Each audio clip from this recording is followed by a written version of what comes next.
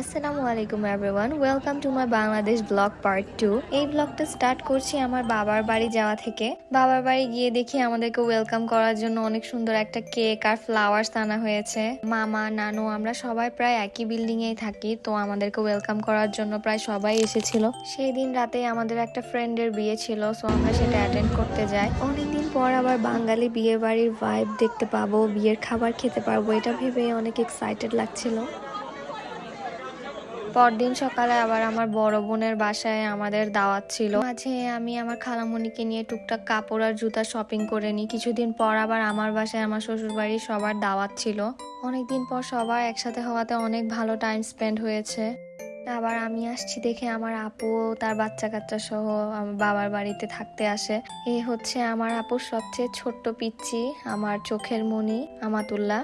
আমার আপু 3টা পিচ্চি বারাকাল্লা। ওরা 3জন আসাতে আমার বাবার বাড়ি আবার মনে হয় একদম মুখরিত হয়ে গেল। সবাই একসাথে আসাতে ওই সময়টা অনেক ভালো একটা আমেজ হয়েছিল বাসায়। যেহেতু চট্টগ্রাম থেকে নোয়াখালী আর ফেনী কাছে, আর আমার হাজবেন্ডের নানা বাড়ি আর দাদা বাড়ি হচ্ছে ফেনী আর নোয়াখালী, সেজন্যই আমরা চট্টগ্রাম থেকে 1-2 দিন পর ফেনী নোয়াখালীর দিকে ঘুরতে চলে গেলাম। প্রথমে আমরা সবাই মিলে চলে যাই নোয়াখালীতে আমার হাজবেন্ডের নানা বাড়ির দিকে।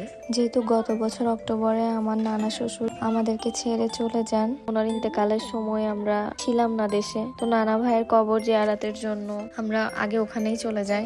সবাই নানা ভাইয়ের জন্য অনেক অনেক দোয়া করবেন যাতে আল্লাহ তাআলা ওনাকে জান্নাতুল ফেরদৌস নসিব করেন। নানুমণি, মামা, মামুনি, খালামণি, কাজিনরা আমরা সবাই মিলিয়ে গিয়েছিলাম বাড়িতে, তো অনেক ভালো সময় কেটেছে আলহামদুলিল্লাহ। সকালের নাস্তায় গ্রামের দোকানের গরম গরম পরোটা, সবজি, ডিম আমার অনেক পছন্দের। আপনাদের কাদের কাদের ভালো লাগে অবশ্যই জানাবেন। আর গ্রামের বাড়ি তো আমার ছোটবেলা থেকে অনেক পছন্দের। আমরা প্রতি ঈদে বাড়িতে চলে যেতাম। ঈদের টাইমে যখন বাড়িতে যাওয়ার সময় ঘনিয়ে আসতো কতই না খুশি লাগতো।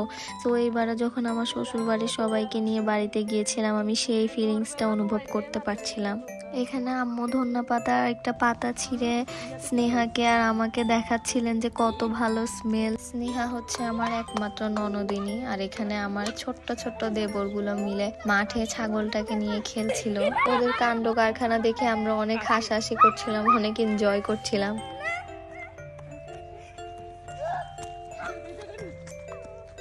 এরপর আমরা সবাই মিলে একসাথে ক্ষেত থেকে লাল শাক তুলে নেই। সো এক্সপিরিয়েন্সটা আমার কাছে অনেক নতুন ছিল, অনেক ভালো লেগেছিল। আর সেই লাল শাকগুলোই রাতে রান্না করে আবার আমাদেরকে খাওয়ানো হয়, একদম ফ্রেশ লাল শাক। আর ফ্রেশ খাবারের স্বাদই তো আলাদা হয় অলওয়েজ। আর এইদিকে আমার হাজবেন্ড ছাগল একটাকে নিয়ে কি যে দুষ্টামি শুরু করেছিল, আমার ছোট ছোট দেবরগুলো থেকে কোনো অংশে কম নয়। বাট যাই হোক, আমরা সবাই অনেক এনজয় করছিলাম ওদের দুষ্টামিগুলো দেখে, অনেক হাসাহাসি করছিলাম, সো অনেক ভালো টাইম স্পেন্ড হয়েছে। এদিকে আমার হাজবেন্ড তার গ্রামের বাড়ির আশপাশ দেখানোর জন্য আমাকে একটু বাইরে নিয়ে যায়। এটা আমার নানা শ্বশুর বাড়ির উঠানের রাস্তা। এখানে ধন্যা পাতা, লাল শাক, অনেক কিছুর গাছ রোপণ করা ছিল। আমার বড় মামা শ্বশুর সবকিছু দেখছিলেন। ওই দিন আমরা গ্রামের কিছু মানুষকে খাওয়ানোর আয়োজন করেছিলাম নানা ভাইয়ের জন্য দোয়া মাহফিল আয়োজনের উপলক্ষে। আমার বড় মামা শ্বশুর আমরা গিয়েছিলাম উপলক্ষে, তখন সদ্য গাছ থেকে ডাব পাড়িয়ে আমাদের ডাবের পানি খাওয়ানোর ব্যবস্থা করেন। আমার ডাবের পানি আর ভিতরে সাদা শ্বাসটা অনেক পছন্দের।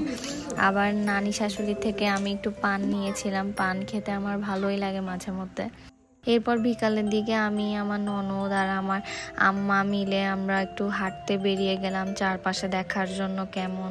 বাড়িতে গিয়ে অনেক নতুন মানুষের সাথে পরিচয় হয়, অনেক আড্ডা দেই, সবাই একসাথে অনেক ঘোরাঘুরি খাওয়া দাওয়া করেছে, অনেক ভালো টাইম স্পেন্ড হয়েছে আলহামদুলিল্লাহ।